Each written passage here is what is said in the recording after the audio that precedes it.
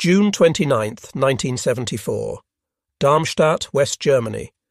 The book lay open on Admiral Karl Dönitz's desk as he read page 117 of The Ultra-Secret, the explosive memoir that had just reached German bookstores. His weathered hands gripped the edges of the volume as his eyes scanned the English text, translated for him by his aide, revealing truths that contradicted everything he had believed for 30 years. From May 1940 onwards, we read the German naval, army and air force traffic almost as quickly as the Germans themselves. At 83 years old, the last Führer of the Third Reich and former commander of Germany's U-boat fleet sat in stunned silence. According to his aide who was present, the Admiral's face drained of colour as the magnitude of the revelation struck him. For 3 decades since the war's end, he had blamed Allied radar, superior resources, and technological advantages for the destruction of his submarine force. The truth was far more devastating.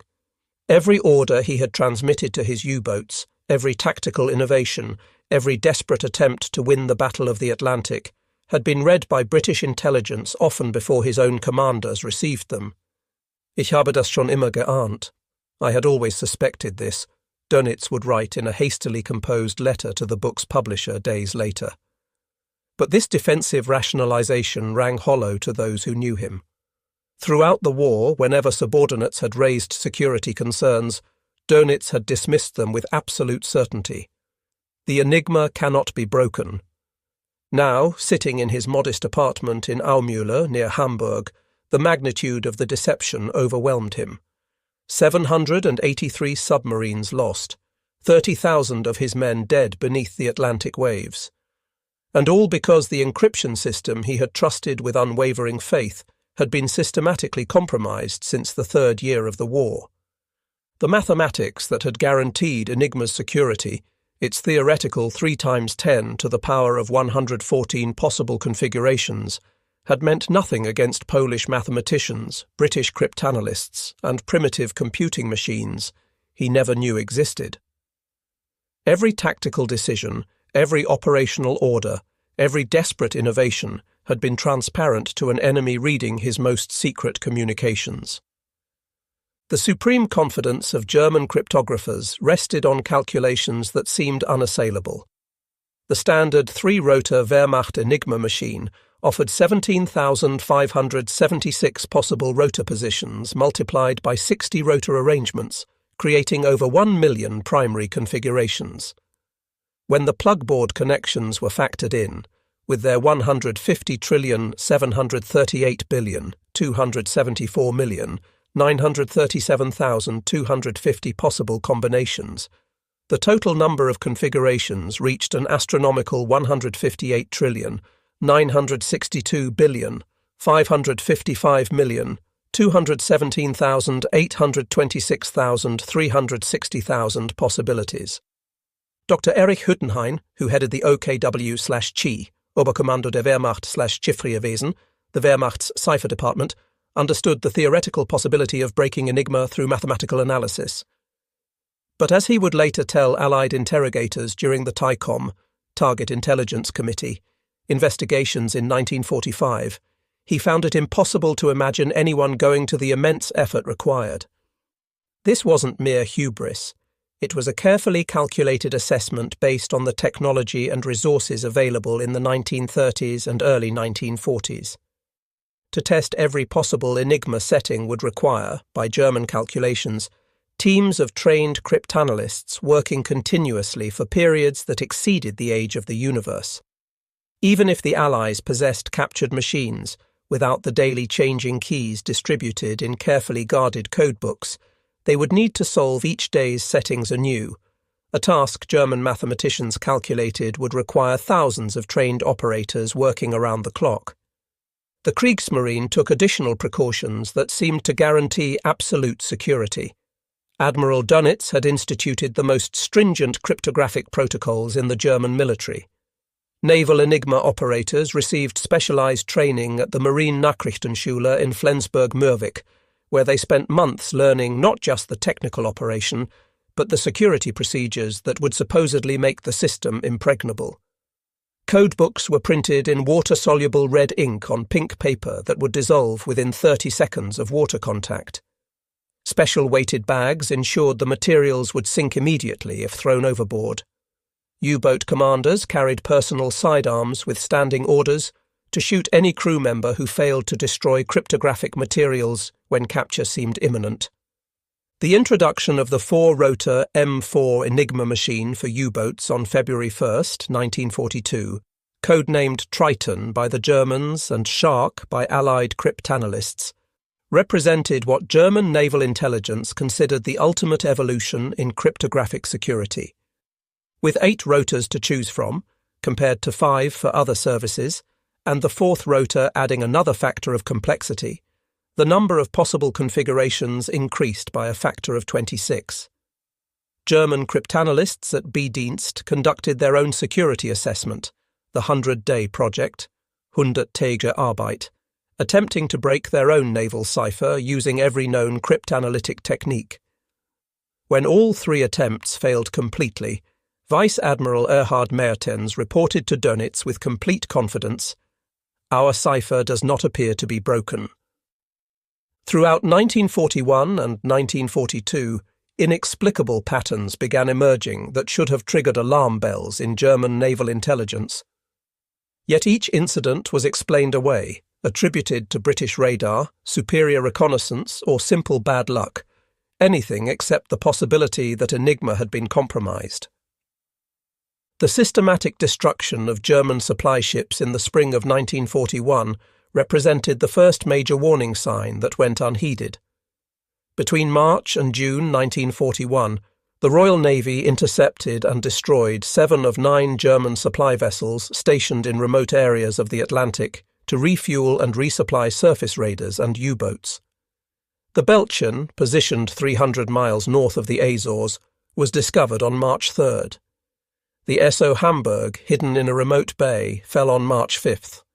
The Egeland and Nordmark followed in quick succession.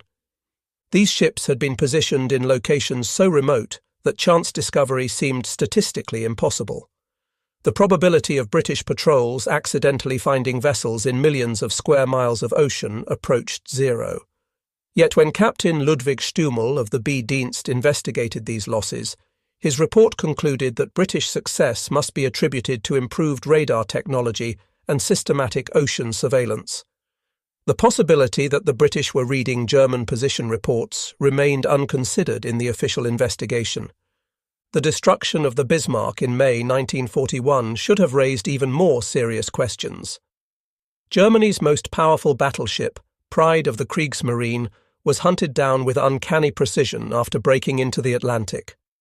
When Luftwaffe General Hans Jeschonek received reports that British aircraft seemed to know exactly where to search in the vast expanses of the Norwegian Sea and North Atlantic, he dismissed subordinates' security concerns with crushing certainty. "It is impossible that the enemy is reading our ciphers." Our specialists have established this beyond doubt.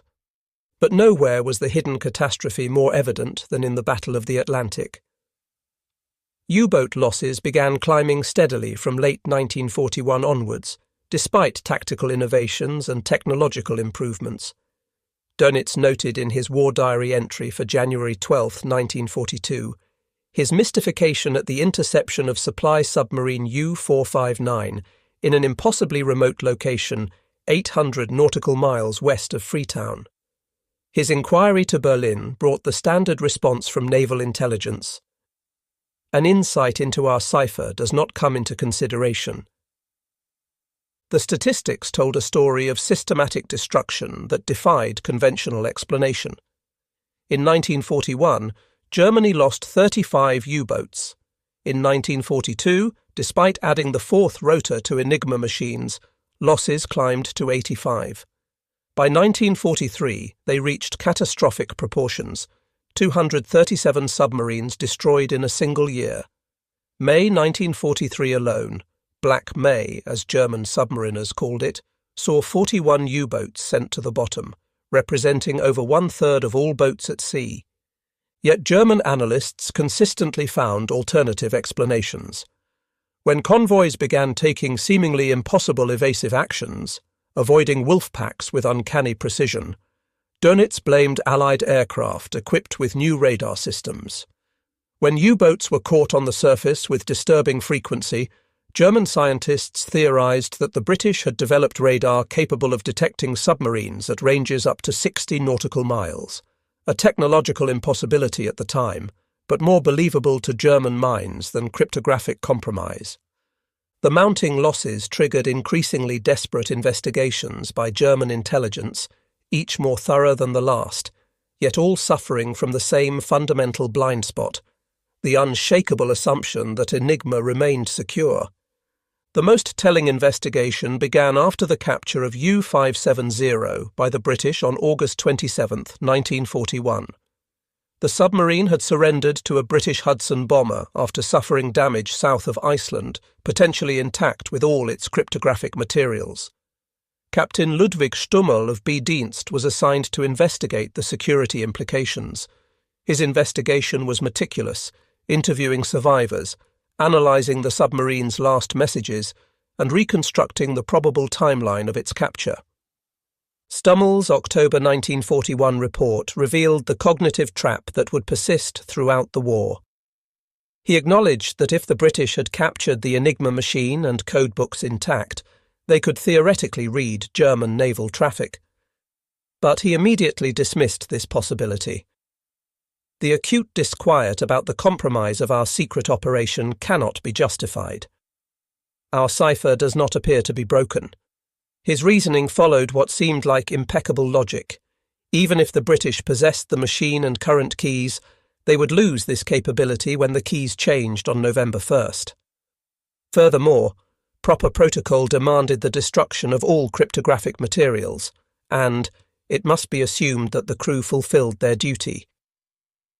What Stummel couldn't know was that U-110 had been captured intact 3 months earlier on May 9, 1941, providing the British with not just an Enigma machine, but the crucial codebooks and operating procedures. The boarding party from HMS Bulldog, led by Sub-Lieutenant David Balme, had found the submarine's radio room undisturbed, with codebooks spread on the table, and the Enigma machine still warm from use. Among the captured materials were the settings for high-level officer-only signals and the short signal codebooks, Kurzsignaler, that revealed how Germans compressed messages to defeat Allied direction-finding efforts. The investigation that should have exposed everything came in spring 1943, prompted by the catastrophic losses of Black May. Admiral Dönitz, desperate to understand why his wolf packs were being systematically destroyed, ordered the most comprehensive security review of the war. The investigation team, led by Korvettenkapitän Meckel, explored multiple hypotheses with impressive thoroughness. Their first theory involved the METOX radar warning receivers carried by U-boats. German scientists hypothesized that these devices might be re-radiating signals that betrayed submarine positions. A Focke-Wulf 200 Condor aircraft equipped with detection equipment confirmed that METOX emissions could indeed be detected at ranges up to 110 kilometers. All U-boats were immediately ordered to cease using radar detection equipment. When losses continued unabated, the investigation moved to the next theory. Perhaps, they reasoned, the Allies had developed infrared detection systems capable of spotting the heat signatures of submarine diesels. German naval technical departments launched a crash program to develop special infrared-absorbing paint, and U-boats returning from patrol were hastily repainted with this experimental coating. Still, the losses mounted. The breakthrough seemed to come when a crashed RAF bomber near Rotterdam yielded an intact H-2S radar system on February 3, 1943. German scientists were stunned to discover the British had developed centimetric radar operating on wavelengths their detection equipment couldn't receive. This revelation triggered another crash program to develop new detection gear, with the first Naxos radar detectors reaching U-boats in September 1943. Throughout these investigations, one hypothesis remained notably absent from serious consideration. As Admiral Erhard Martens, head of the Naval Intelligence Service, reasoned in his 1941 assessment, breaking Enigma would require a perfect chain of unlikely events: the capture of machines and current keys, the solution of security procedures, the breaking of officer-only signals, and sufficient time for cryptanalysis before keys changed. He concluded these requirements were, taken singly, unlikely, and together impossible. Paradoxically, Germany's own success in breaking Allied codes reinforced their faith in Enigma's security. Bedienst, the German Naval Intelligence Service, had achieved remarkable success penetrating British naval ciphers, and this achievement convinced German leadership they understood the game being played. Kapitän zur See Heinz Bonatz, who led Bedienst's English language section, had broken the British naval cipher number, 3 used for convoy communications. By December 1942, his team was reading 80% of intercepted British convoy messages, often within hours of transmission.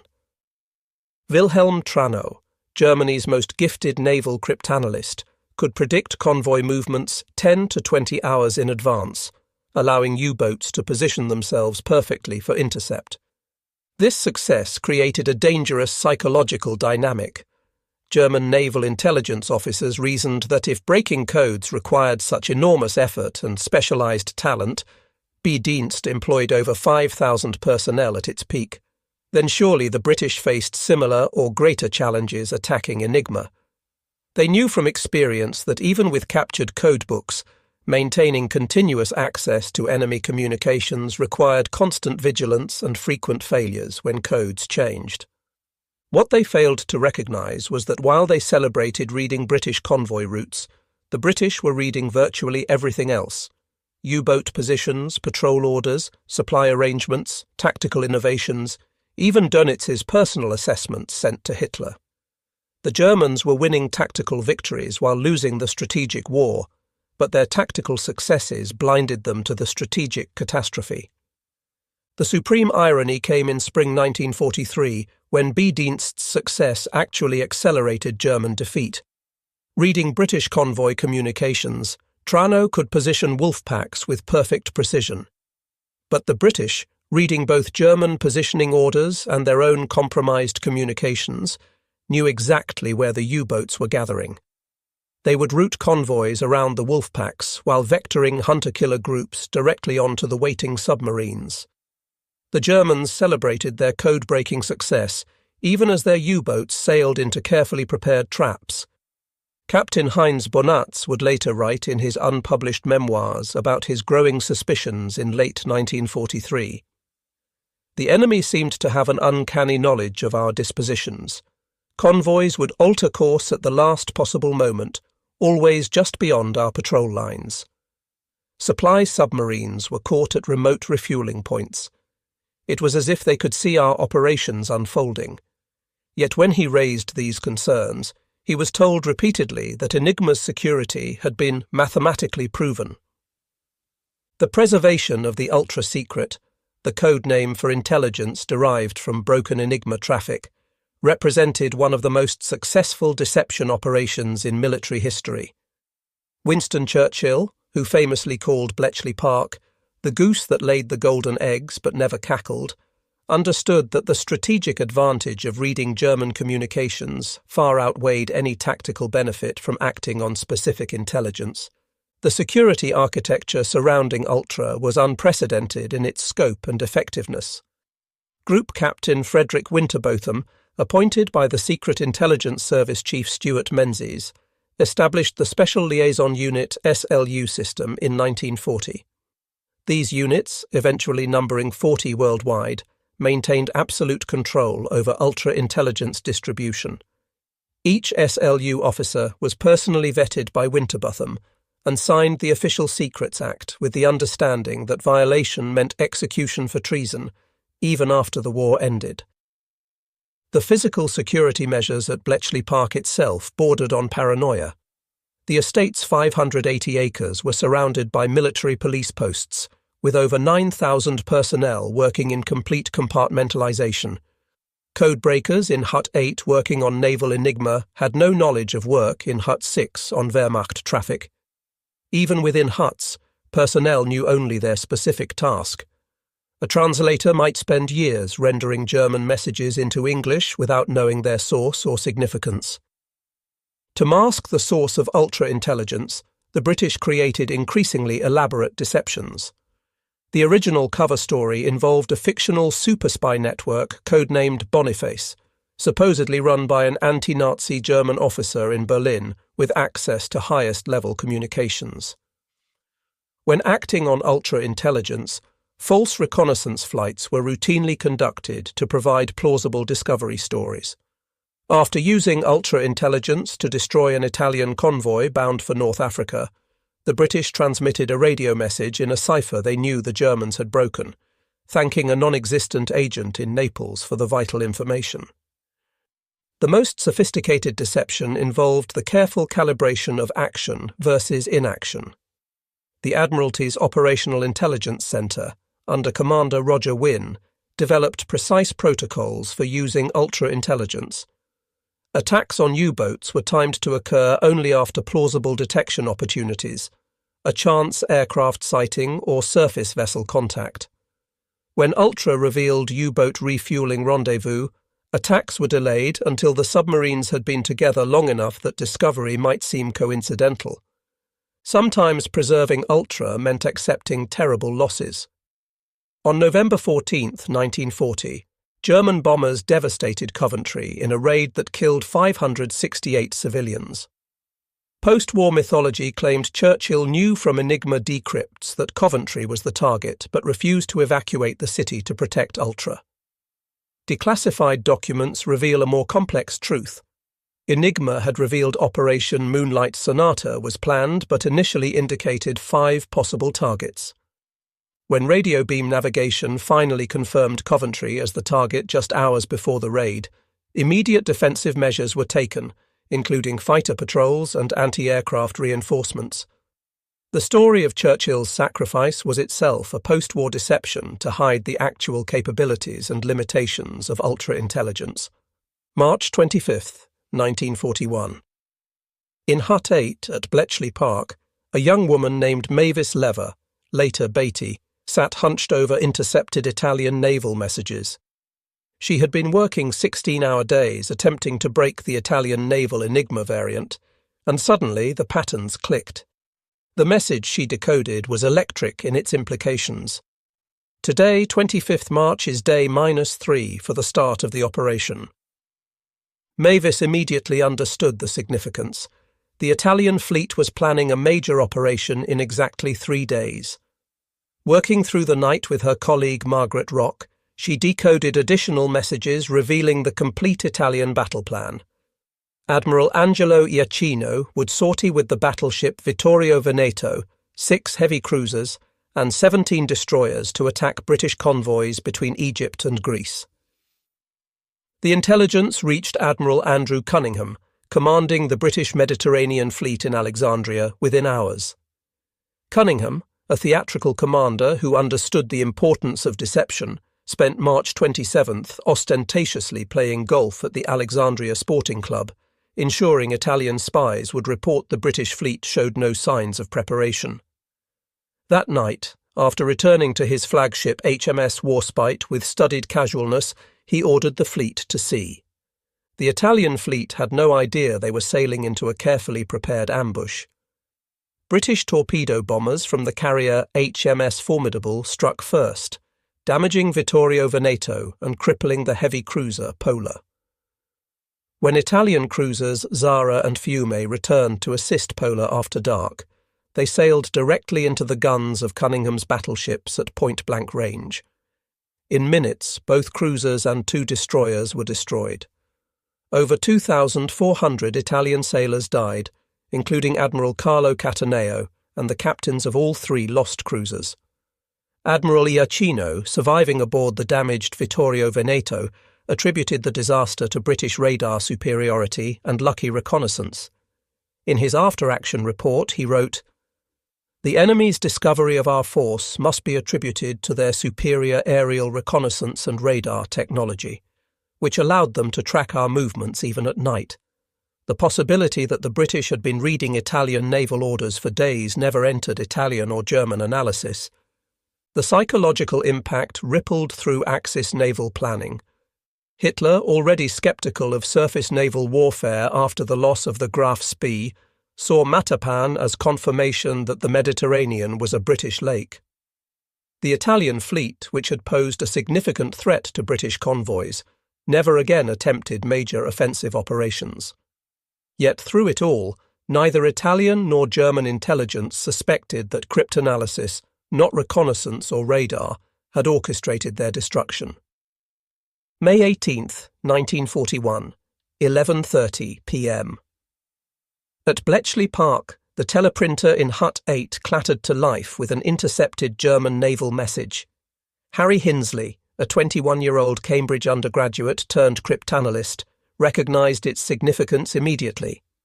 The message, from Admiral Günther Lütjens aboard the battleship Bismarck, reported his departure from Gotenhafen, modern Gdynia, for Operation Rheinübung, an Atlantic commerce raiding mission. The British Admiralty had been anticipating this moment for months. Bismarck represented the greatest threat to Atlantic convoys since the war began. With its 8 15-inch guns and advanced fire control systems, it could destroy any British cruiser and outrun any battleship capable of fighting it. If Bismarck reached the Atlantic shipping lanes, the massacre would be unprecedented. But forewarned by ultra-intelligence, the Royal Navy had time to prepare. Admiral John Tovey positioned the home fleet to intercept, while Force H under Admiral James Somerville moved north from Gibraltar. The cruisers HMS Norfolk and HMS Suffolk were stationed in the Denmark Strait with specific orders to shadow using their new Type 284 radar. Every movement had been choreographed based on intercepted German messages. When Bismarck was finally spotted in the Denmark Strait on May 23rd, the British painted the discovery as lucky reconnaissance by the cruiser HMS Suffolk. In reality, ultra-intelligence had revealed not just Bismarck's route, but its precise timetable. The subsequent battle that destroyed HMS Hood was a tactical disaster the British hadn't anticipated, but strategic victory was already assured. Bismarck was now damaged, leaking oil, and tracked by radar-equipped shadowers whose positions were updated by continuing Enigma intercepts. On May 25th, Admiral Lütjens made a fatal error. Unaware that British radar contact had been temporarily lost, he transmitted a long radio message to Naval Group West describing his damage and intentions. The transmission lasted over 30 minutes, more than enough time for British direction-finding stations to plot his position. But more importantly, the message was decoded at Bletchley Park within hours, revealing that Bismarck was heading for Brest and had insufficient fuel for evasive manoeuvring. The final act unfolded with grim inevitability. Catalina flying boats, accidentally, spotted Bismarck precisely where ultra-intelligence placed it. Swordfish torpedo bombers from HMS Ark Royal, operating at the extreme limit of their range in terrible weather, somehow managed to score the critical hit that jammed Bismarck's rudder. On the morning of May 27th, the converging British battleships HMS King George V and HMS Rodney pounded Bismarck into scrap metal. Of 2,221 German sailors aboard, only 114 survived. Grand Admiral Erich Raeder, commander of the Kriegsmarine, analysed the disaster with growing frustration. How had the British maintained contact across thousands of miles of ocean? How had they concentrated overwhelming force at precisely the right moment? His investigation concluded that British naval aviation and radar technology had advanced beyond German expectations. The possibility that the British had been reading his every order never entered consideration. In his memoirs, written years before Ultra was revealed, Raeder attributed the loss to unfortunate mechanical failure and the enemy's lucky torpedo, hit, never suspecting that luck had nothing to do with it. May 1943 began with Admiral Dönitz commanding the largest U-boat fleet in history. 116 submarines patrolled the North Atlantic, organised into wolf packs with predatory names: Fink, Finch, Amsel, Blackbird, Miser, Tit and Star. German B-Dienst cryptanalysts were reading British convoy codes, and Dönitz felt victory was within reach. "The enemy is showing signs of exhaustion," he wrote in his war diary on May 1st. "One more concentrated effort and the Atlantic supply line will be cut." What Dönitz couldn't know was that Bletchley Park had achieved a cryptanalytic breakthrough that would seal his fleet's fate. After a 10-month blackout caused by the introduction of the four-rotor Enigma, British cryptanalysts had finally mastered the M4 cipher. Using captured codebooks from U559, recovered by sailors who drowned retrieving them from the sinking submarine, and the world's first programmable electronic computer, Colossus, they were again reading German naval traffic within hours of transmission. The first convoy battle of May set the pattern for the slaughter to come. Convoy ONS-5, consisting of 42 merchantmen bound from Liverpool to Halifax, was spotted by U650 on April 28th. Dönitz concentrated 3 wolf packs, 41 U-boats in total, for the attack. Reading his every order, the Admiralty reinforced the convoy's escort and routed additional forces to intercept. The battle raged for 6 days across 600 miles of ocean.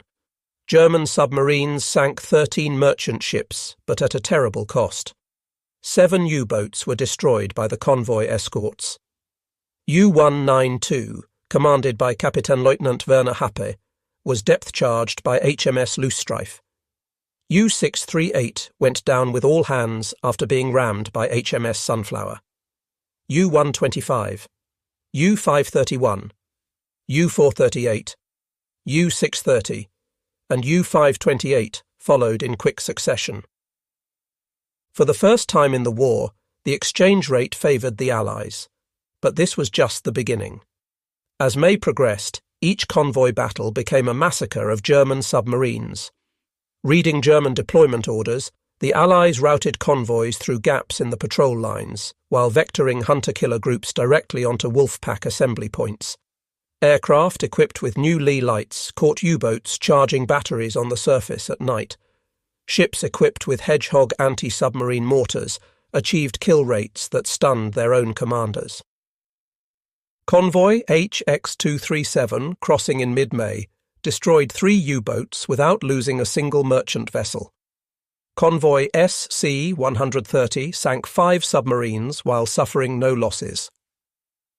The new escort carrier USS Bogue, operating with perfect intelligence from Ultra, sank 6 U-boats in as many weeks.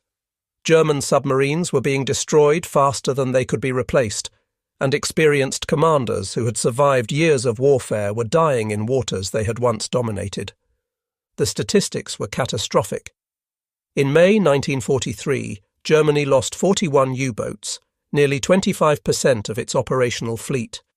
7 were destroyed by aircraft in the Bay of Biscay, trying to leave or return to base. 6 were caught refueling from submarine tankers at coordinates revealed by Ultra. 12 were killed by convoy escorts that seemed to anticipate their every move. The youngest victim was U-209 on its first patrol, destroyed with all 50 hands on May 7th. The most experienced was U-192, whose commander had survived 12 previous patrols, sent to the bottom on May 6th. On May 24th, Dönitz issued the order that marked the effective end of the Battle of the Atlantic. All U-boats were to withdraw from the North Atlantic convoy routes and regroup in waters southwest of the Azores. In his war diary, he wrote, "We had lost the Battle of the Atlantic." He attributed the defeat to Allied radar and aircraft, never suspecting that his own communications had orchestrated the destruction of his fleet. One of the most remarkable aspects of the ultra-secret was how close the Germans came to discovering the truth, only to be deliberately misdirected by Allied intelligence.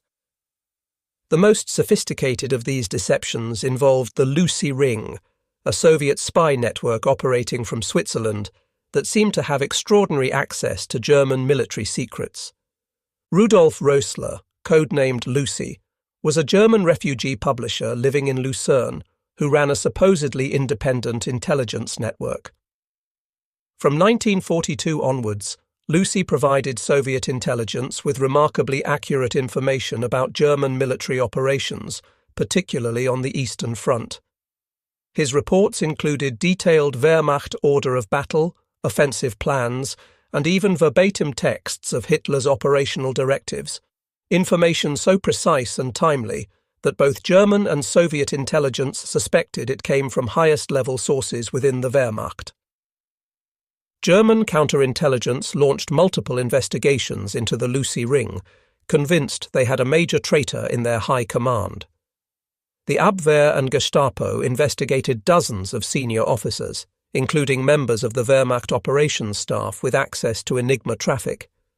What they never discovered was that Lucy's information came not from traitors, but from Bletchley Park, laundered through Swiss intelligence to disguise its true source. The British faced a delicate problem.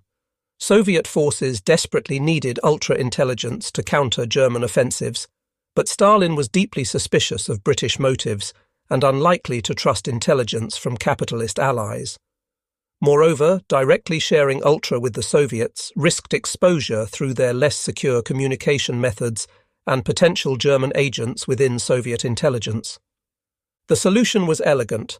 Ultra-intelligence was selectively passed to Swiss intelligence, who fed it to Rösler with the cover story that it came from anti-Nazi officers in the Wehrmacht. Rösler then transmitted it to Soviet intelligence through his handler Alexander Rado. The Soviets, believing they had their own source independent of the Western Allies, acted on the intelligence with confidence. The Germans, discovering the accuracy of Lucy's reports through their own agents, launched investigations that pointed everywhere except Bletchley Park. Throughout 1943 and 1944, evidence of Allied foreknowledge accumulated to levels that should have been undeniable. Yet German investigators, trapped by their fundamental assumption of Enigma's security, consistently found alternative explanations. The systematic destruction of U-boat supply submarines provided the most obvious evidence. These milk cow submarines operated at secret refueling points in remote areas of the Atlantic, their positions known only to U-boat command, and the submarines they were scheduled to supply. Between June and August 1943, 10 of 14 supply submarines were destroyed, most caught at their refueling coordinates. U-459, destroyed on July 24th while refueling U-117, went down at a position 500 miles from the nearest shipping lane. U-489 was caught on August 4th at coordinates that had been transmitted just 48 hours earlier. Kapitän zur See Hermann Mohr, investigating these losses for naval intelligence, wrote in his report, "The probability of chance discovery of our supply operations is mathematically negligible. Either the enemy has developed detection capabilities beyond our current understanding, or we have a serious breach of security." Yet his investigation focused entirely on possible human intelligence sources, crew members who might have been turned, neutral sailors who might have observed departure patterns, even the possibility of Allied agents with radio transmitters near French bases. The idea that the British were simply reading German position reports was never seriously considered. Even more damning evidence came from the precision of Allied operations against new German weapons and tactics. When Germany introduced the acoustic torpedo in September 1943, designed to home in on convoy escort propellers, the Allies immediately deployed effective countermeasures, noise-making devices towed behind escorts that decoyed the torpedoes. The German explanation: Allied intelligence must have captured sample torpedoes from destroyed U-boats.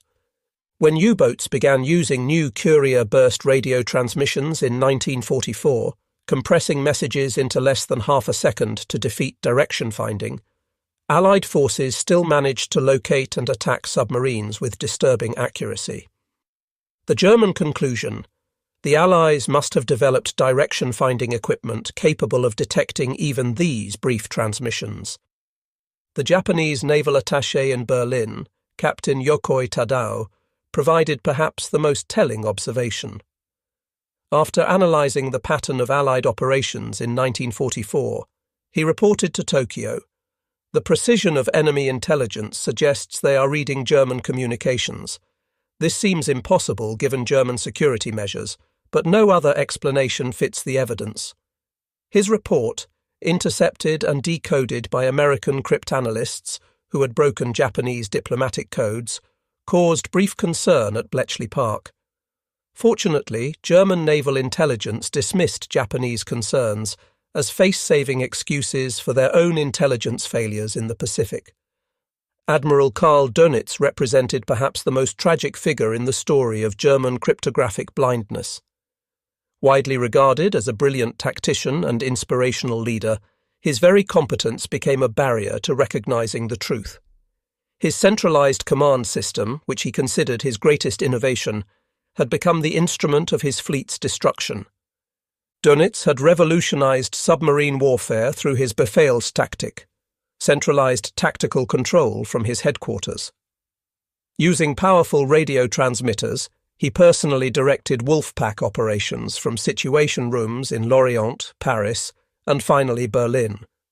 Every U-boat commander reported position, fuel state, torpedo inventory, and contact reports.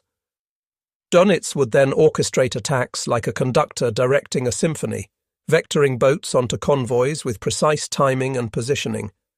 This system required constant radio communication, exactly what allowed Bletchley Park to track every U-boat in the Atlantic. Dönitz transmitted over 70 radio messages daily to his fleet, each one decoded by British cryptanalysts. His detailed orders revealed not just current positions, but future intentions, patrol patterns, and tactical innovations. Yet Dönitz's faith in his system never wavered. When subordinates questioned the wisdom of such extensive radio traffic, he responded with detailed technical explanations. The Enigma was unbreakable by computational standards. German radio discipline was superior to any navy in history. Short signal codebooks compressed messages to defeat direction finding. Frequency changes and call sign modifications prevented traffic analysis. In his mind, German technical superiority guaranteed security. His war diary reveals a commander increasingly frustrated by inexplicable Allied prescience, but never questioning his fundamental assumptions. Entry after entry describes convoys taking impossible evasive actions, escorts appearing at unlikely positions, aircraft catching U-boats at improbable moments. Yet his conclusions remained consistent. The Allies had more aircraft, better radar, superior resources. Never once did he write the obvious conclusion, "They are reading our mail."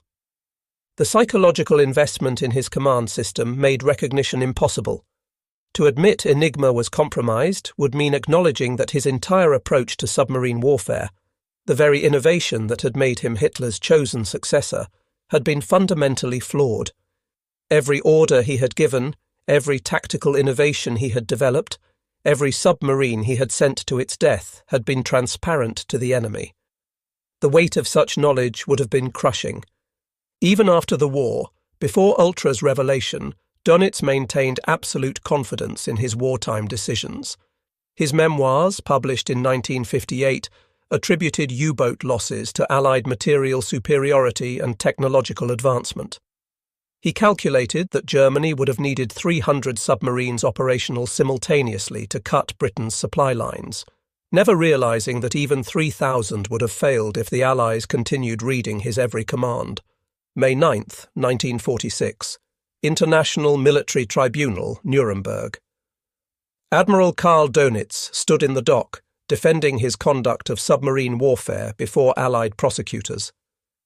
His testimony that day would unknowingly reveal the depth of German ignorance about Ultra, while simultaneously demonstrating how close he had come to the truth. The enemy's superiority in locating our submarines was overwhelming, Dönitz testified. By 1943, our losses had reached insupportable levels.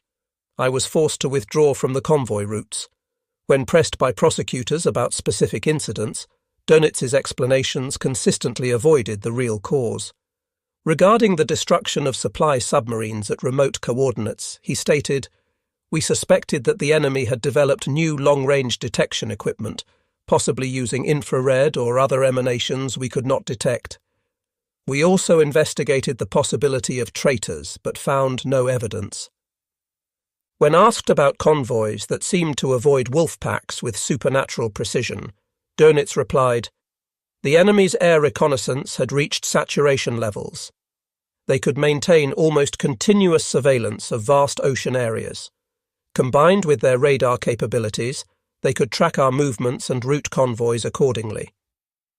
The prosecution, fully aware of ultra but bound by secrecy that would last another 28 years, pressed Dönitz on specific intelligence failures without revealing their source. They asked about the interception of U-459 at precise refueling coordinates, the destruction of wolf packs at assembly points, the failure of every major tactical innovation within weeks of implementation. To each question, Dönitz had a technical explanation: high-frequency direction finding, centimetric radar, talk between ships, TBS, radio systems that allowed instant coordination of escort groups, air-to-surface vessel radar, magnetic anomaly detection equipment, sonobuoys. Each explanation was partially correct. These technologies did exist and were employed, but none addressed the fundamental intelligence advantage that made their application so devastating.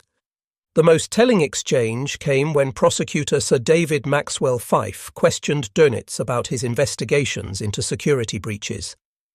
"Admiral, did you at any time suspect your communications were compromised?" "I investigated this possibility multiple times. Our cryptographic experts assured me that Enigma was mathematically secure. Breaking it would require resources beyond any nation's capability." "Yet your losses continued to mount." "Yes, but this was due to enemy technological superiority, not intelligence failure. They had radar that could detect a periscope at 20 miles, aircraft that could appear without warning, weapons systems we could not counter." "You never suspected they might be reading your radio traffic?" "Our communications were protected by the most sophisticated encryption system in existence. The possibility you suggest was examined and conclusively rejected by our finest mathematical minds." What makes this testimony particularly poignant in hindsight was Dönitz's obvious intelligence and analytical capability. His IQ had been tested at 138, well into the gifted range. He had correctly identified many Allied capabilities and innovations. He had asked the right questions and demanded thorough investigations. Yet the mental barrier created by faith in Enigma's security proved impermeable. Perhaps the most damning evidence of German institutional blindness came on August 10, 1943, when Swiss intelligence, neutral and generally reliable, provided an explicit warning that should have triggered immediate action. The Swiss intelligence service, through sources that remain classified to this day, had learned of Allied cryptanalytic success against German naval codes. Their report, delivered through diplomatic channels to Admiral Canaris of the Abwehr, was stark in its implications. Over the last few months, Germany's naval ciphers, which are used to give operational orders to the U-boats, have been successfully broken. All orders are being read currently. The German response revealed the depth of their psychological investment in Enigma's security. Dönitz, informed of the Swiss report, wrote in his war diary on August 13th, "Report from Switzerland claims enemy is reading our cipher. This is unbelievable." He ordered yet another security review, but with predetermined conclusions. The investigation, led by Korvettenkapitän Meckel, dismissed the Swiss intelligence as Allied disinformation designed to undermine German confidence in their communications. The investigating committee's reasoning was revealing.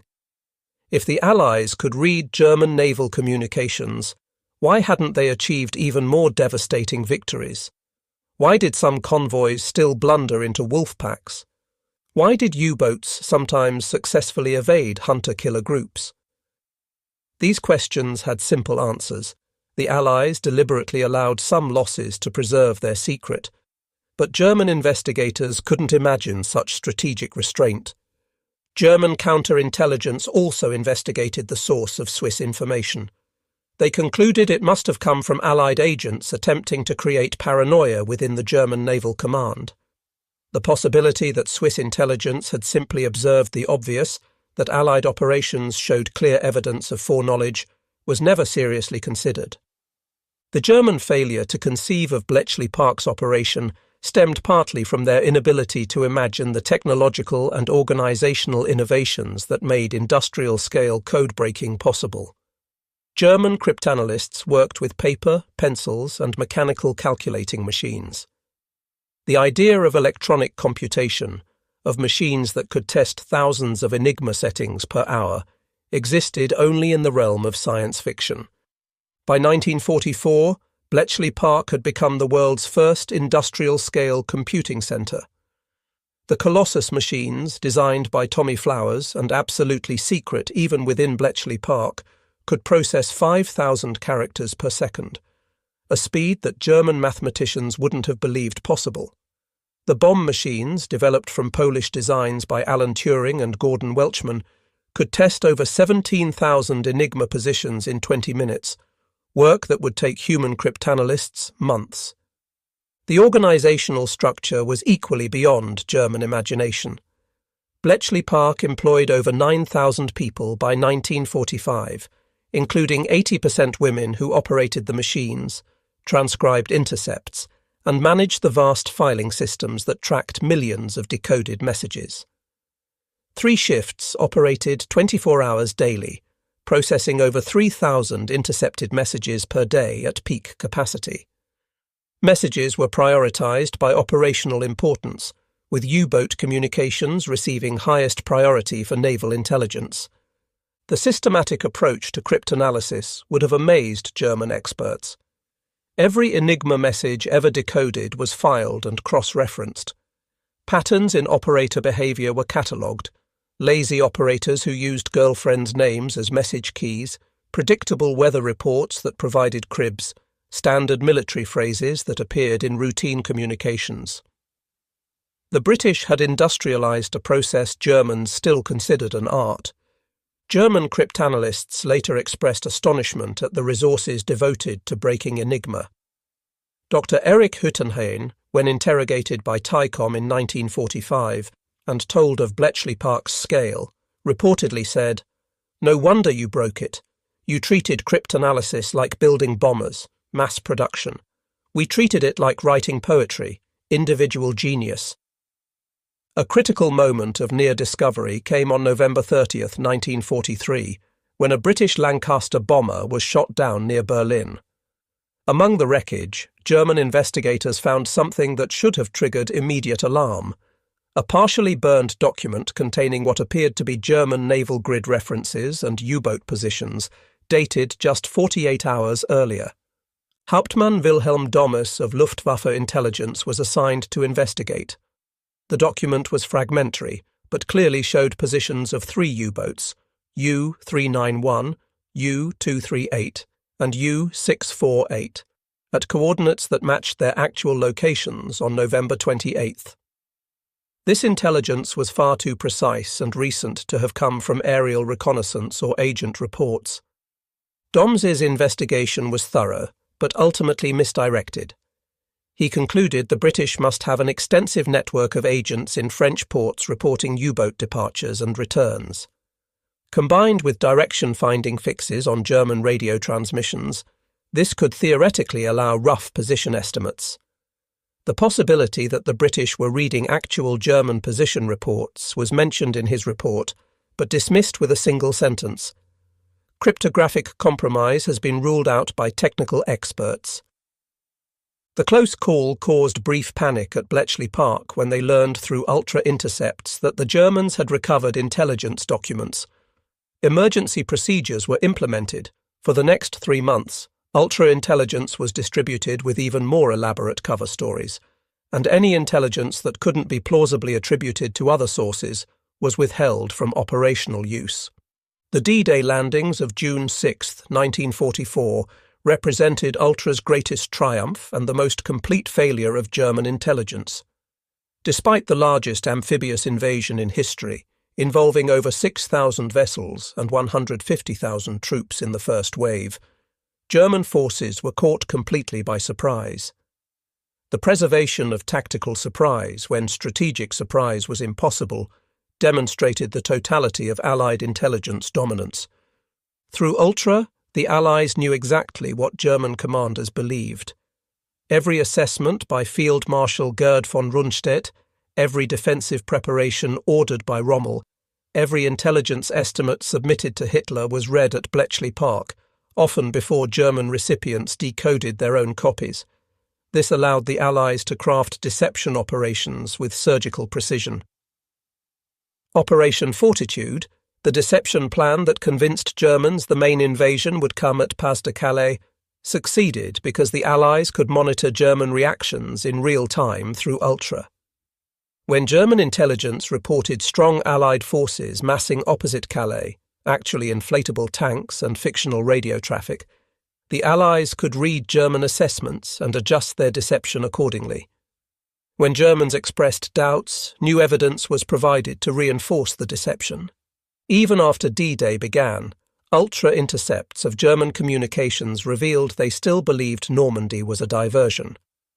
Hitler's refusal to release panzer reserves from Calais for 7 crucial weeks stemmed partly from intelligence assessments the Allies were reading and reinforcing through continued deception operations. German commanders were not just surprised, they were fighting a battle orchestrated by enemies reading their every thought. Admiral Theodor Kranke, commanding Naval Group West, would later write about the invasion's intelligence failure. "We knew nothing. Our reconnaissance was blind, our intelligence was deaf. The enemy appeared from nowhere with overwhelming force. He never suspected that rather than knowing nothing, the problem was that the Allies knew everything." By late 1944, accumulating anomalies should have shattered German faith in their communications security. U-boats equipped with new snorkel technology, allowing them to remain submerged for entire patrols, were still being caught with disturbing frequency. New acoustic torpedoes were countered before they achieved significant success. Tactical innovations were met with immediate Allied adaptations. Yet German investigations continued to find alternative explanations. When snorkel boats were destroyed, investigators blamed improved Allied sonar and magnetic anomaly detection. When new Wolfpack tactics failed, they attributed it to Allied air saturation of operational areas. When supply operations were consistently intercepted, they theorized about infrared detection of diesel exhaust or wake patterns visible from high altitude. The most telling incident occurred in March 1945, when U-866 was destroyed off the American coast just days after departing Norway. The submarine had maintained complete radio silence, using only snorkel and travelling a route known only to U-boat command. Its destruction at precise coordinates should have been impossible without communications intelligence. Yet the German investigation concluded American hunter-killer groups had achieved such density off their coast that detection was inevitable. Captain Günther Hessler, Dönitz's son-in-law and chief of U-boat operations, came closest to the truth in April 1945. In a staff meeting, he reportedly said, "Either the Americans have technology beyond our comprehension, or they are reading our thoughts." The response from Admiral Gott, Dönitz's chief of staff, was swift and dismissive. "Defeatist thinking will not be tolerated. Our communications remain secure." May 1945. As the Third Reich collapsed, Allied intelligence teams raced across Germany in Operation TICOM, Target Intelligence Committee, tasked with capturing German cryptographic personnel and materials before they could be destroyed or fall into Soviet hands. What they discovered was a mixture of sophisticated cryptanalytic capability and stunning blindness to their own vulnerabilities. The interrogation of Dr. Erich Hüttenhain, chief cryptanalyst of OKW/Chi, provided remarkable insights into German thinking. When told that the Allies had been reading Enigma traffic since 1940, Hüttenhain's first response was disbelief. Impossible. The mathematical complexity is insurmountable. When shown actual decoded messages, his shock was complete. but this would require thousands of people and resources beyond imagination. When interrogators explained the scale of Bletchley Park's operation, Huttenhein's response revealed the conceptual gap that had protected Ultra. "We calculated that breaking Enigma would require more resources than any nation would rationally devote to cryptanalysis. We never imagined you would treat it as a military priority equivalent to building aircraft or training divisions." Wilhelm Trano, the brilliant B-Dienst cryptanalyst who had broken British convoy codes, was equally stunned. During his TICOM interrogation, he admitted, "We knew something was wrong. Too many coincidences, too many lucky discoveries. But whenever I suggested cryptographic compromise, I was told I was being paranoid. Breaking Enigma was a mathematical impossibility." The interrogation of lower-level personnel revealed widespread suspicions that had been systematically suppressed. Radio operators reported that they had noticed patterns suggesting Allied foreknowledge. U-boat commanders had questioned how convoys always seemed to zigzag at the perfect moment. Intelligence analysts had documented statistical impossibilities in Allied success rates. But at every level, these concerns had been dismissed with the same response: Enigma cannot be broken. Perhaps most revealing was the interrogation of Korvettenkapitän Heinz Bonatz, former head of B-Dienst. When told about Ultra, he sat in silence for several minutes before saying, "Then we never had a chance. From the moment you broke Enigma, the war was lost. Everything else, the battles, the tactics, the sacrifices, was just delay." The ultra-secret remained protected by the Official Secrets Act until 1974, creating one of the most successful security operations in intelligence history. Over 10,000 people who had worked at Bletchley Park maintained absolute silence for nearly 3 decades. They returned to civilian life, unable to explain gaps in their employment history, forbidden from discussing their wartime service even with spouses, and forced to listen to incorrect historical accounts of the war without correction. The secret's preservation served multiple purposes.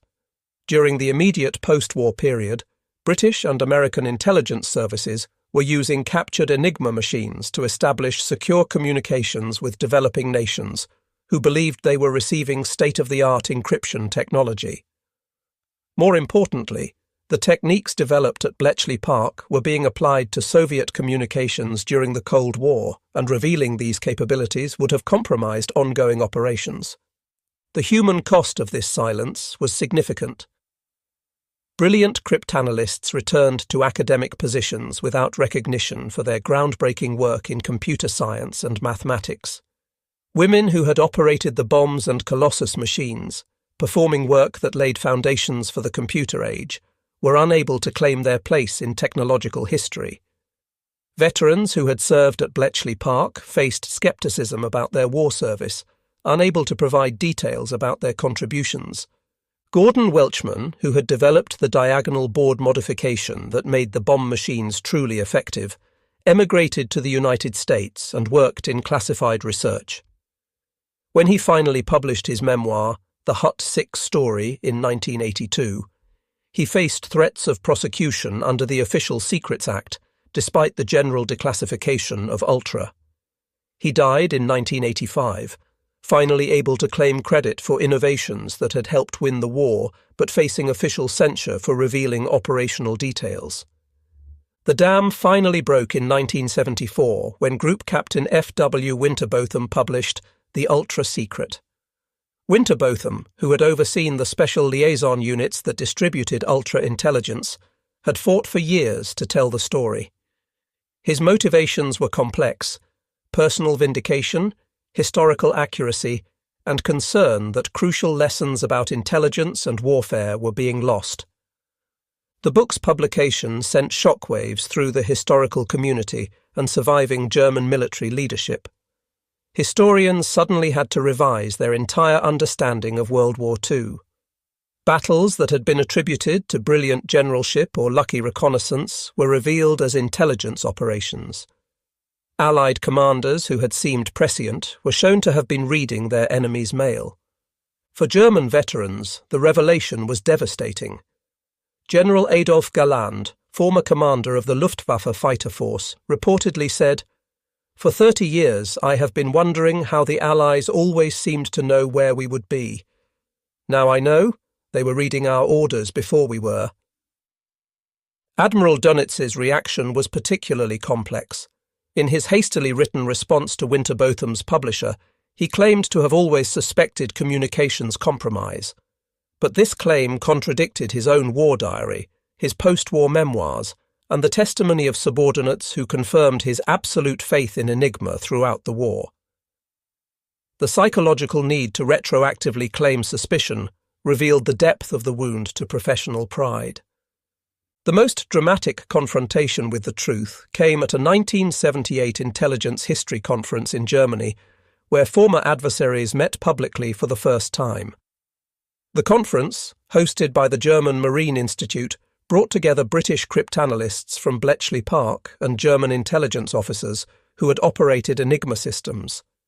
The keynote session featured Harry Hinsley, former Bletchley Park analyst and official historian of British intelligence, facing Wilhelm Trano and other B-Dienst veterans. Hinsley's presentation methodically destroyed every German assumption about their wartime security. He showed decoded messages, explained cryptanalytic techniques, and revealed the scale of Allied code-breaking operations. The German response was a mixture of professional admiration and personal devastation. Trano, maintaining his composure, asked technical questions about British methods, clearly impressed by the mathematical elegance of the attacks. But when discussion turned to operational consequences, emotions erupted. The most heated exchange came when Otto Kretschmer, Germany's most successful U-boat commander, confronted former Dönitz staff officers who were still defending their wartime decisions. When they presented the steamroller theory, that German strategy was designed to force the Allies to commit maximum resources regardless of intelligence, Kretschmer exploded. Steamroller? We were sending men to their deaths in operations the enemy knew about in advance. Every patrol order, every tactical innovation, every desperate attempt to turn the tide, they knew it all. And you still defend this as strategy? The confrontation nearly became physical before conference organisers intervened, but Kretschmer's outburst voiced what many German veterans felt. They had been betrayed not by enemies, but by their own leadership's refusal to consider the possibility of cryptographic compromise. In the years following Ultra's revelation, German cryptographers conducted extensive post-mortems on Enigma's failure. What they discovered was both reassuring and disturbing. The system itself remained mathematically sound, but human implementation had created fatal vulnerabilities. The Polish breakthrough in 1932 had exploited a procedural weakness. The Germans transmitted the message key indicator twice at the beginning of each message. This redundancy, intended to ensure accurate reception, provided the mathematical relationship that allowed Marian Rejewski to reconstruct the internal wiring of Enigma rotors using permutation group theory. By the time Germans eliminated this practice in 1940, the Poles had already shared their knowledge with the British. The British success built on Polish foundations but required massive technological innovation. The Bombe machines designed by Turing and Welchman exploited the fact that no letter could encode to itself, a fundamental characteristic of Enigma's design. By testing possible rotor positions against known or guessed plaintext, cribs, the bombs could eliminate impossible settings at electronic speeds. German security procedures, though elaborate, actually aided British cryptanalysis. The prohibition on repeating rotor positions for consecutive days meant British cryptanalysts could eliminate yesterday's settings from consideration. Strict formatting requirements for military messages provided predictable cribs. Weather reports always began with the same phrases, supply requests followed standard formats, and daily situation reports contained repetitive elements. Most damningly, German confidence in Enigma led to poor operational security. Messages were transmitted containing information that appeared in other, less secure communications. When B-Dienst broke British convoy codes, German U-boat headquarters would transmit British convoy positions through Enigma, providing perfect cribs for British cryptanalysts who knew their own convoy locations. Military historians have spent decades analysing Ultra's impact on World War II's outcome. Sir Harry Hinsley's official assessment that Ultra shortened the war by at least 2 years, and possibly 4, has become the consensus view. But the implications go far beyond temporal calculations. Ultra fundamentally changed the nature of warfare. For the first time in history, one side could consistently read its opponent's most secret communications in near real time. This wasn't tactical advantage, it was strategic omniscience. Every German offensive from 1941 onwards faced opponents who knew their plans, strength, and often their specific objectives days or weeks in advance. The Battle of the Atlantic provides the clearest measure of Ultra's impact. Historians calculate that Ultra intelligence saved between 300 and 500 merchant ships, approximately 1.5 to 2 million tons of shipping. Without these losses, Britain would have faced starvation by mid-1941. The ability to route convoys around wolf packs meant the difference between British survival and German victory. In North Africa, Ultra-intelligence allowed Montgomery to fight the Battle of Alam el Halfa with perfect knowledge of Rommel's plans. He positioned his forces exactly where Rommel intended to attack, creating killing fields that destroyed German armour before it could manoeuvre. At El Alamein, Montgomery knew German fuel supplies, tank strength, and defensive positions to the individual vehicle level. The Normandy invasion succeeded partly because Ultra revealed exactly what German commanders believed. Every German intelligence assessment concluding the invasion would come at Calais was read by Allied planners, who adjusted their deception operations accordingly. German reinforcement orders were known before local commanders received them, allowing Allied forces to interdict before German units could reach the front. The most tragic aspect of German ignorance about Ultra was the human cost. Hundreds of thousands of German servicemen died in operations doomed from conception because their orders had been decoded before they received them. U-boat crews suffered the highest proportional losses of any German service, 75% casualties among the 40,000 men who served. They sailed into battles where Allied forces knew their exact positions, their fuel states, their torpedo loadings, and their intended targets. They fought with incredible bravery against impossible odds, never knowing the odds were impossible because their enemies could read their mail. Luftwaffe pilots flew into ambushes prepared days in advance. Transport aircraft carrying desperately needed supplies to encircled forces were intercepted with such regularity that crews called themselves flying coffins. Fighter units found Allied bombers consistently avoiding their patrol areas while striking undefended targets, not through lucky reconnaissance, but through decoded deployment orders. Wehrmacht soldiers fought battles where their opponents knew their strength, their objectives, and often their exact time of attack. The destruction of entire divisions in Tunisia, the collapse of carefully prepared defensive lines in Italy, the failure of every major counter-offensive from Kursk to the Ardennes, all were influenced by Allied foreknowledge through Ultra. For German military professionals who learned about Ultra in 1974, the psychological impact was profound. Their entire understanding of the war required revision. Defeats attributed to material inferiority or tactical errors were revealed as intelligence failures. Heroes who had died making desperate attacks had been sailing or flying into traps prepared by enemies reading their orders.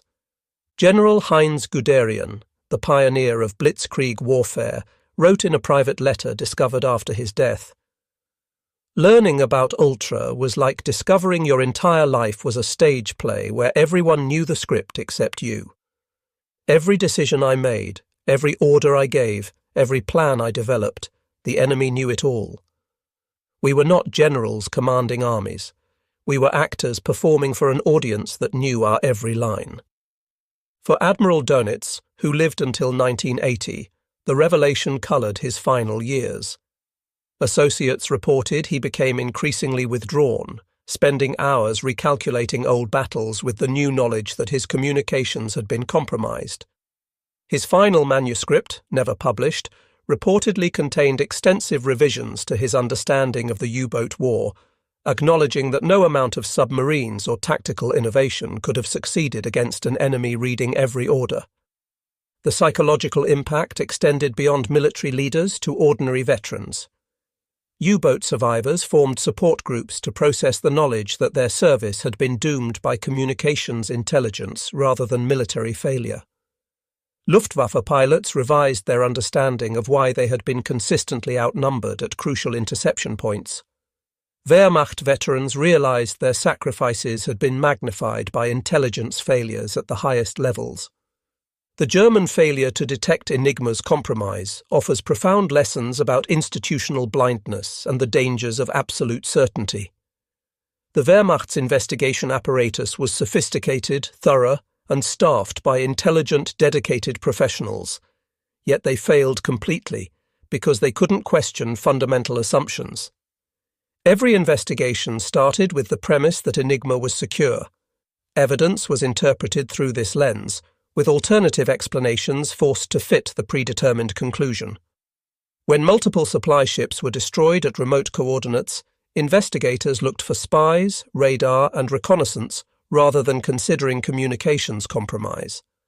When convoys consistently evaded wolf packs, they blamed Allied air coverage rather than questioning whether patrol positions were known in advance.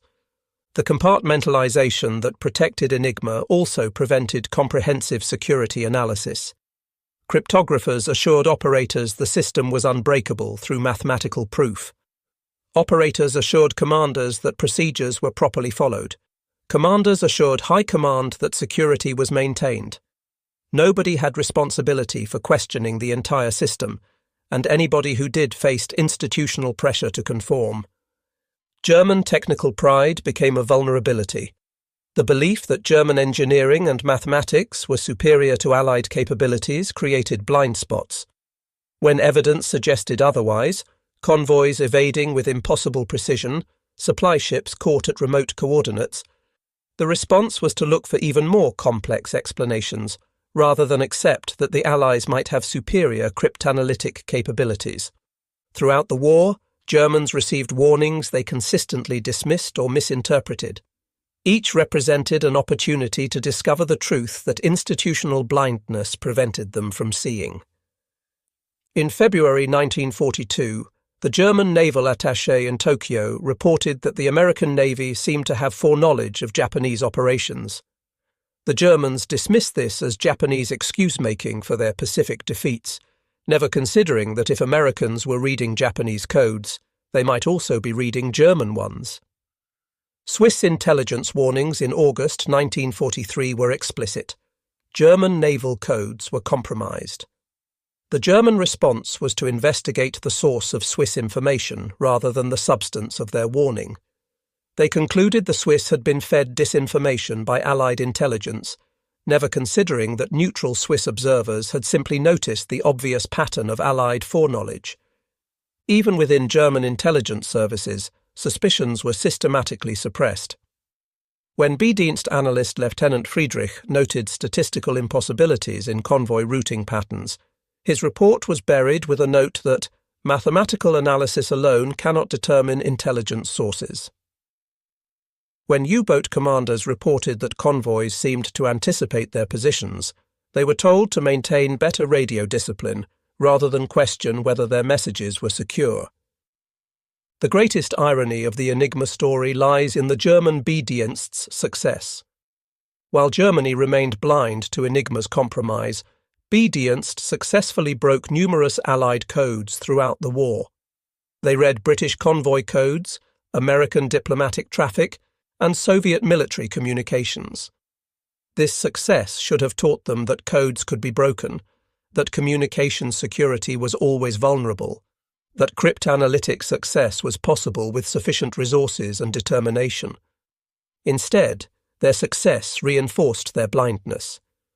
German cryptanalysts knew how difficult code-breaking was, how many resources it required, how often it failed. They projected their own limitations onto the Allies, assuming that if Germany struggled to break Allied codes despite massive effort, the Allies must face even greater challenges attacking the superior Enigma system. Wilhelm Trano's success reading British convoy codes convinced him he understood the limits of cryptanalysis. He knew that even with captured codebooks, maintaining continuous access required constant effort and frequent failure when codes changed. He couldn't imagine the Allies had industrialized the process, turning cryptanalysis from art to science, from individual genius to mass production. The B-Dienst's tactical successes ultimately contributed to strategic failure. Reading convoy codes allowed precise positioning of wolf packs, but these positions were then transmitted through Enigma to U-boats, providing perfect cribs for Bletchley Park. German tactical intelligence victories accelerated their strategic intelligence defeat. After Ultra's revelation in 1974, German military historians undertook comprehensive reassessments of World War II operations. The results were devastating to traditional narratives of German military competence and Allied material superiority. The Africa Corps' defeats in North Africa, previously attributed to supply difficulties and Allied numerical superiority, were revealed as intelligence operations. Rommel's supplies were interdicted because the Allies knew exactly when and where supply ships would arrive. His tactical innovations failed because Montgomery knew his plans before German division commanders received them. The Battle of Kursk, the largest tank battle in history, was reconsidered in light of ultra-intelligence. Soviet forces knew the exact timing, strength, and objectives of the German offensive weeks in advance. What appeared as brilliant Soviet defensive preparation was revealed as foreknowledge through British-supplied ultra-intelligence, laundered through the Lucy spy ring in Switzerland. The failure of the Atlantic Wall to stop D-Day was reinterpreted knowing that every German defensive preparation was known to Allied planners. Rommel's obstacles, Rundstedt's reserve positions, Hitler's strategic assumptions, all were transparent to an enemy reading their most secret communications.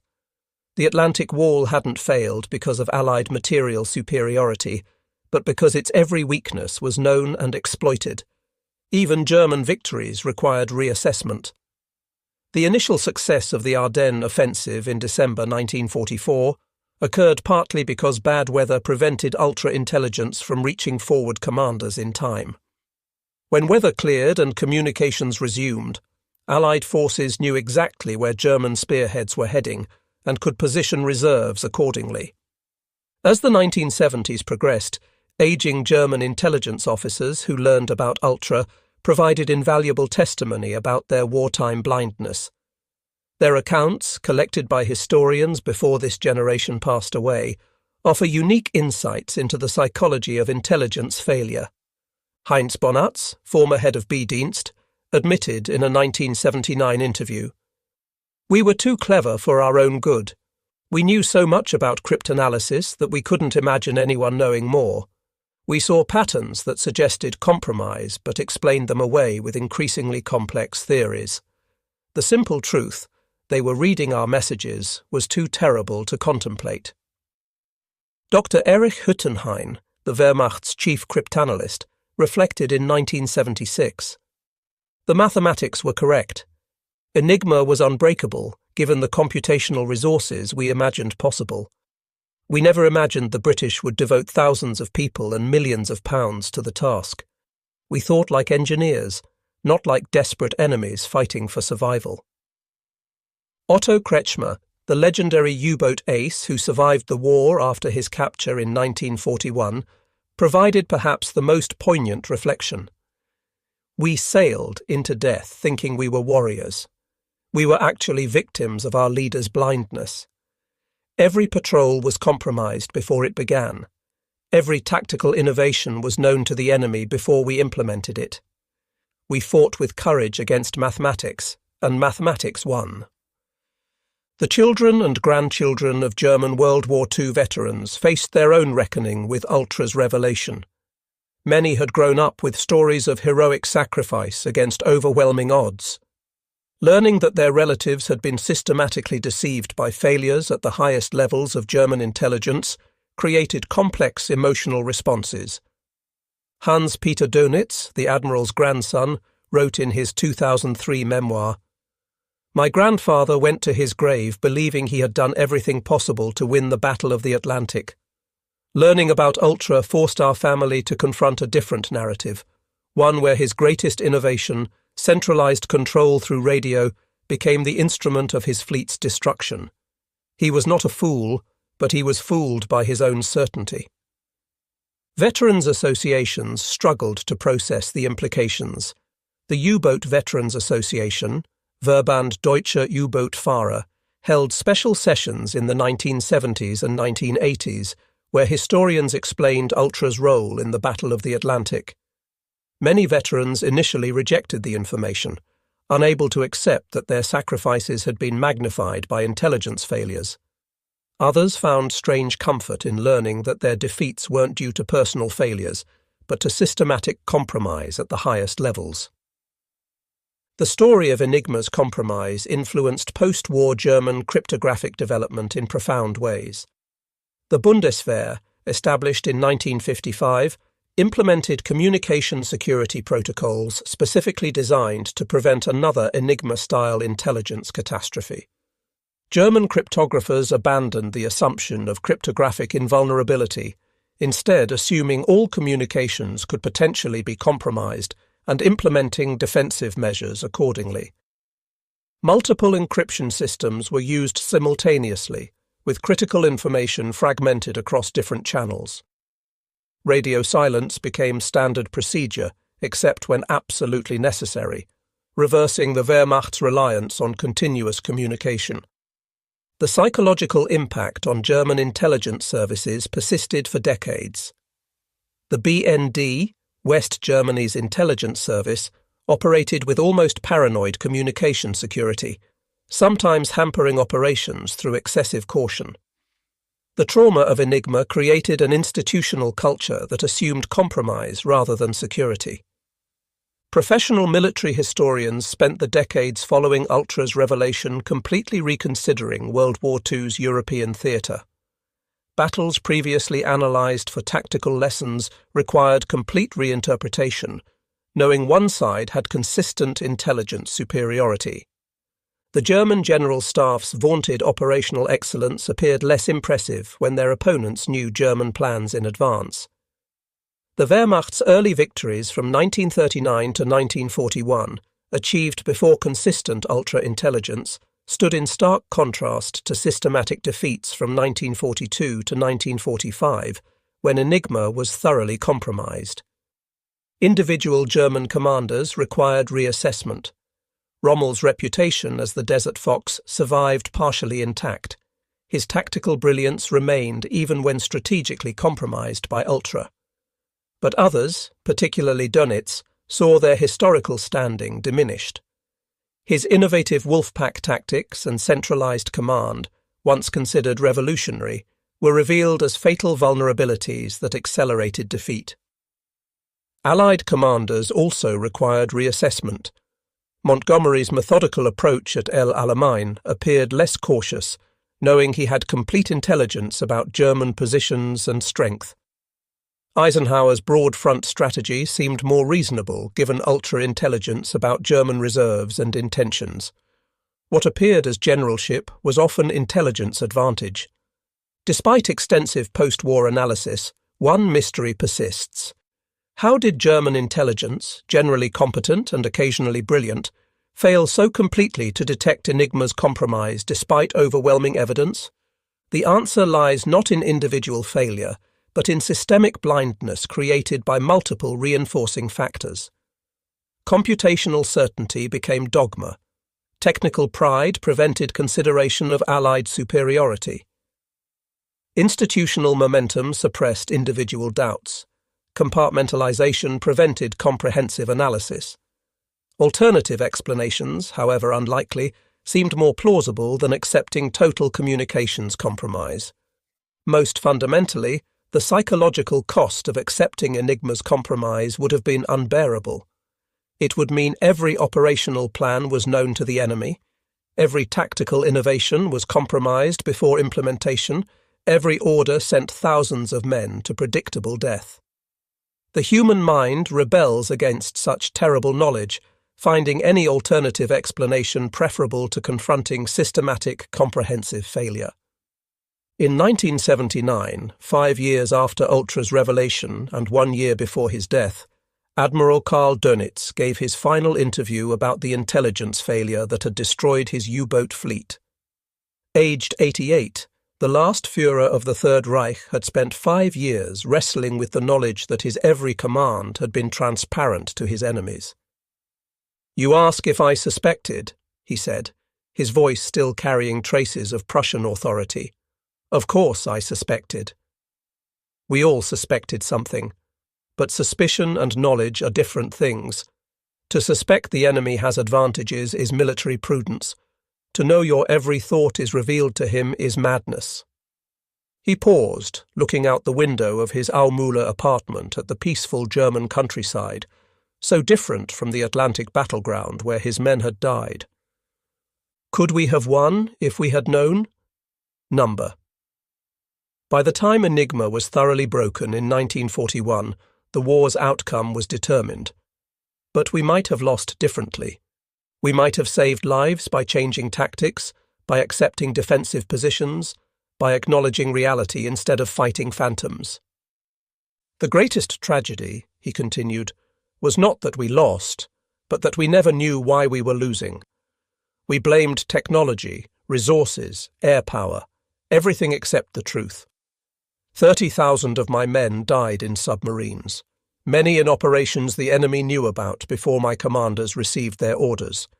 They died bravely, fighting an enemy who could read our thoughts. His final words on Ultra carried the weight of bitter experience. In war, the greatest enemy is not the opposing force, but your own certainty. We were certain Enigma was secure. That certainty killed more of my men than all the depth charges and aircraft in the Allied arsenal. The final accounting of Enigma's impact can be measured in stark statistics that reveal the magnitude of German blindness. Enigma machines and security. Over 100,000 Enigma machines produced between 1920 and 1945. 159 quintillion theoretical configurations for the 3-rotor Wehrmacht version. 10 to the 23rd power possible configurations for the 4-rotor naval M4 variant. Daily key changes requiring new solutions every 24 hours. Over 1,200 different radio networks using distinct Enigma keys by 1944. The breaking operation Polish Cipher Bureau broke Enigma initially in December 1932. Bletchley Park operational from August 1939. Peak staff of 9,000 personnel by January 1945, 80% women. 200 bomb machines operational by war's end. 10 Colossus computers built, world's first programmable electronic computers. Daily intercept capacity, 5,000 plus messages by 1944. Average time from intercept to decoded intelligence, 2.5 hours by 1945. German losses attributable to Ultra. 783 U-boats lost from 1,162 commissioned, 67.4% loss rate. 30,000 submarine personnel killed from 40,000 who served, 75% casualty rate. 41 U-boats lost in May 1943 alone, Black May. 14.67 million tons of Allied shipping saved through convoy routing. 500 plus merchant ships saved by evasive routing based on Ultra. 76,875 Luftwaffe aircraft destroyed. Ultra contributed to targeting. 237 U-boats lost in 1943, peak year of Ultra effectiveness. German investigations that failed, 15 plus major security investigations between 1941 and 1945. 3 separate attempts by B. Dienst to break their own naval Enigma, all failed. 5 different alternative theories pursued: radar, infrared, direction finding, spies, traitors. 0 investigations that seriously considered Enigma compromise. One explicit warning from Swiss intelligence, August 1943, dismissed. Multiple internal suspicions suppressed at various command levels. Post-war impact, 30 years of absolute secrecy maintained, 1945 to 1974. 10,000 plus Bletchley Park personnel maintained silence. Hundreds of historical accounts required complete revision. Estimated war shortened by 2 to 4 years, according to official historians. Thousands of German veterans forced to reconceptualize their service. The story of German blindness to Enigma's compromise offers timeless warnings about the dangers of absolute certainty in intelligence and security matters. It demonstrates how competent, intelligent professionals can miss obvious truths when institutional blindness reinforces comfortable assumptions. Modern intelligence services study the Enigma failure as a cautionary tale. The US National Security Agency includes it in training programs about cognitive bias and security assumptions. The British GCHQ uses it to teach the importance of challenging fundamental premises. Military academies worldwide analyze it as the supreme example of intelligence failure despite overwhelming evidence. The German failure wasn't technological. Their cryptographic mathematics were sound. It wasn't procedural. Their security protocols were elaborate and generally well executed. It wasn't intellectual. German cryptanalysts were among the world's best. The failure was psychological and institutional. The inability to question fundamental assumptions despite mounting evidence they were wrong. In our modern age of cyber warfare and electronic surveillance, the Enigma story carries renewed relevance. Every system assumed secure, every communication believed private, every encryption considered unbreakable should be questioned with the knowledge that somewhere, someone may be reading what was meant to be secret. The Germans' certainty in Enigma killed thousands and prolonged a war. Similar certainty in modern systems could prove equally catastrophic. Today, Bletchley Park stands as a museum to one of history's greatest intelligence triumphs and Germany's greatest intelligence failure. The huts where young men and women broke the unbreakable cipher are preserved, the Bombe machines reconstructed, the story finally told after decades of silence. Visitors walk through spaces where mathematical genius combined with industrial organization to achieve what German experts considered impossible. They see the cramped conditions where thousands worked in absolute secrecy, knowing they held war-winning intelligence but unable to speak of it even to family members. They learn how an eccentric collection of mathematicians, linguists, chess players, and crossword experts industrialized cryptanalysis and changed warfare forever. But perhaps the most powerful exhibit is the simplest, an actual 4-rotor naval Enigma machine, captured from U-505 and displayed in working condition. Visitors can encode messages, watching the rotors turn and lights illuminate, seeing the same mechanical precision that convinced German cryptographers of absolute security. They can understand how something so complex, so mathematically sophisticated, so carefully protected, could still be broken by determined enemies with sufficient resources and imagination. The machine stands as a monument to a simple truth. In intelligence and warfare, as in life, the greatest danger comes not from what we don't know, but from what we're certain we do know that proves to be wrong. The Germans were certain Enigma was secure. That certainty, more than any Allied weapon or strategy, ensured their defeat. In the guest book at Bletchley Park, among thousands of entries from visitors worldwide, one stands out. Written in neat German script in 1995, it reads, "My grandfather commanded U-604, lost with all hands in August 1943.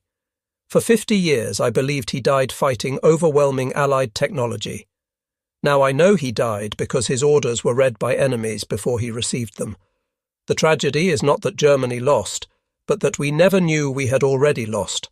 The heroes of Bletchley Park deserve our respect, but the lesson of Enigma deserves our constant remembrance." It is signed simply, "A German grandson who finally understands." The story of how Germans never knew the Allies had cracked Enigma is ultimately a story about the frailty of certainty, the danger of institutional blindness, and the devastating cost of refusing to question fundamental assumptions. It reminds us that in intelligence, in war and in life, the most dangerous enemy is often our own unexamined certainty about what we know to be true. The 30,000 German submariners who died beneath the Atlantic waves, the thousands of Luftwaffe pilots shot from skies where enemies knew they would be, the Wehrmacht soldiers who fought battles orchestrated by opponents reading their orders, all were victims not just of war, but of an intelligence failure so complete that it remained hidden from those who most needed to know it. The secret of Ultra was kept for 30 years after the war ended. But the greater secret, how German certainty in their security blinded them to obvious compromise, offers lessons that remain relevant as long as nations keep secrets and assume their communications are secure. The Enigma machine, once the pride of German cryptographic ingenuity, now stands as history's greatest monument to the danger of absolute certainty in an uncertain world. The Germans never knew. That ignorance, maintained despite overwhelming evidence to the contrary, represents one of history's most consequential intelligence failures. In the end, the Allies didn't just break Enigma, they broke it while maintaining such perfect secrecy that their enemies never suspected their thoughts were an open book. That achievement, preserved through the silence of thousands and the careful choreography of deception, stands as perhaps the greatest intelligence victory in the history of warfare. The story ends where it began, with an old admiral in 1974 holding a book that revealed truths that destroyed everything he had believed about why he lost the war. Karl Dönitz's stunned silence that day was not just for the men he had lost, or the war that had been doomed from the moment Enigma was broken. It was the silence of recognition. That certainty itself had been the enemy, and that in war, as in life, what we don't know can destroy us more surely than any enemy we can see.